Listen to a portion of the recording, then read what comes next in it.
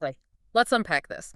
Today, we're diving into a book that's, well, it's much more than just a story. Mm. It's really a profound piece of American history and a timeless commentary on human resilience. We're talking about John Steinbeck's monumental novel, The Grapes of Wrath. A true classic. Absolutely. And our deep dive today, it's guided by insights from Gazap Uzumleri, Steinbeck via American Reache. Our mission really is to pull out the core insights, the enduring power of this narrative, Yeah, giving you a kind of shortcut to understanding its historical context, its key messages, and maybe surprisingly, how relevant it still feels today. it really does. So to start, let's talk about Steinbeck himself. He's obviously this huge name in American literature, but what was his journey leading up to this novel, and what was the world actually like when he was writing it? Well, it's fascinating, isn't it, how Steinbeck managed to capture such a specific, a very particular moment in time. Right. Yet the issues he explored, they feel incredibly universal even now. The Grapes of Wrath came out in 1939. So right in the thick of it, two huge American crises were unfolding. The Great Depression, the economic ruin, Yeah, total collapse. and the Dust Bowl migration, which was just devastating environmentally and socially. Mm. These weren't just like abstract historical events. No. They were cataclysms. They Mhm. reshaped lives, forced millions of people from their homes, their land, everything they knew. It was this desperate mass human movement. And that formed the backdrop for the novel. Exactly. That harrowing, authentic backdrop. That's what Steinbeck was writing into. And against that backdrop, that national crisis, he focuses on one family, the Joads, to kind of humanize this massive experience. But their journey, it wasn't just about getting from A to B, was it? It sounds like it became this profound, emotional, even spiritual odyssey, too. Oh, absolutely. Their story is one of just sheer desperation, yes, but there's also this tenacious hope woven through it. Right. They're driven by extreme poverty. Their land in Oklahoma is just useless because of the Dust Bowl. Wiped out. Pretty much. So they embark on this perilous journey west, heading towards California. And their motivation is, well, it's simple but profound. They're looking for a better life. The American dream. Exactly. They're clinging to that elusive promise, believing or hoping that California's fertile lands hold opportunity, work, just sustenance, A chance. a chance. It's a massive gamble, really, born completely out of necessity. There wasn't much choice. And it's through that journey, that crucible, that we meet these characters who are just unforgettable. Yes. So how do these individual stories, these personal journeys, come together to illustrate the bigger picture, the broader human experience of that time? Who are the key figures we should know? Well, each character really is like a vital thread in this huge, complex tapestry. Okay. At the center, you've got Tom Joad. He's just out of prison when the story starts. His evolution is key from being quite individualistic, just looking out for himself. Understandably, maybe. Sure, yeah. But he grows into this powerful symbol of collective resistance, of people needing to stick together. He learns that real strength is in unity. Then there's Ma Joad.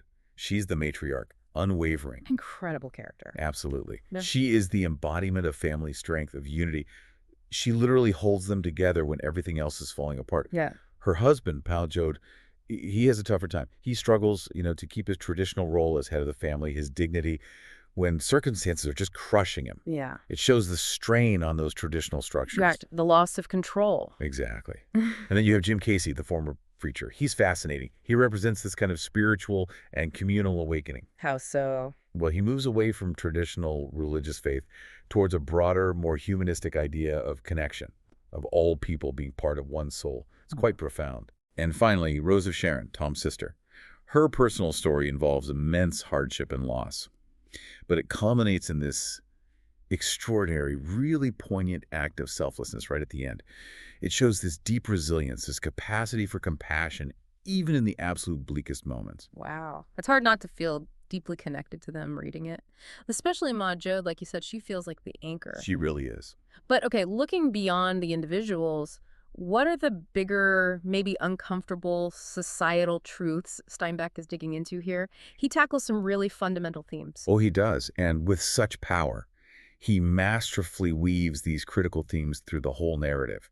Poverty and injustice are absolutely central. Yeah. He starkly highlights the systemic exploitation, the terrible conditions faced by the migrant workers, low wages, no resources, just outright dehumanization sometimes. And the American dream. That's presented not as this golden opportunity for everyone, but as something elusive, often brutal, a harsh reality, very far from the promised land they were sold. Yet, amidst all that crushing hardship, he also powerfully shows family unity and community solidarity.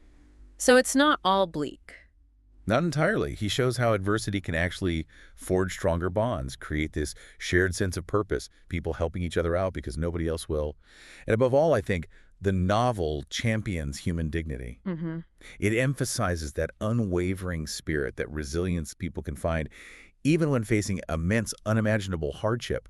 The weight of these themes, it's palpable. It really makes you stop and think about the human spirit. It really does. And understanding how he does it, the craft involved, those specific literary techniques, that's key to unlocking the story's enduring power, too. Definitely. What stands out for you stylistically? I mean, the symbolism is pretty striking, isn't it? Indeed. Steinbeck wasn't just, telling a story. He was crafting a social document.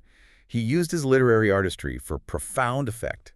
Take the turtle's journey, right near the beginning. Yeah, I remember that. It's not just a simple symbol of resilience. Yeah. It's this stark, almost clinical introduction to a world where survival is just a primal, desperate act.